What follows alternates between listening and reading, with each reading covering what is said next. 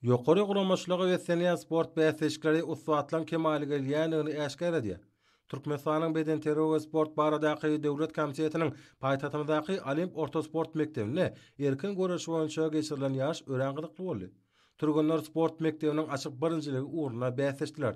Her bir tutuşyň çekeleşikli bolmagy türkmenleriň bu ýaşa ýokary taýýarlykly gelenigini görkezdi. Sport mektebindäki ýaş gydakly häsiýetine tapatlandy.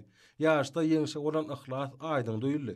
Bu bäsleşik ökdüleriň öňe saýlanmagyna mümkinçilik berdi. Ýaş turgunlaryň kämilleşmegine ýardam edýär. Çekeleşikli sport bäsleşigi tejribe toplamak babatda da ähmetliler. Uswatlygy artdyrmakda öz boşly mektebi öwürleýän ýaşda esasy wezipä ýokary netijelerge gazanmak bolup durýar. Judo boýunça Aşgabatşaganyň birinçiligi uğruna gyýlaryň arasyna geçirilen ýaş tälimçileriň üst merkezine boldy. Her bir turganyň kuýubyny öwrenmeklige mümkinçilik berýän ýarış geljekki üstünlikleriň özendir. Aşgabatşaganyň Bedenteri we sport baradaky baş müdiriniň guramagynaky ýarış ýokary guramaçylygy bilen tapatlandy. Sport bäsleşiklerine ýokary netijelerden gazanylmagy aýratyn belläliklidir. Çünki bu ýagdaý halkary ýarışlaryna üstünligi üpjeder.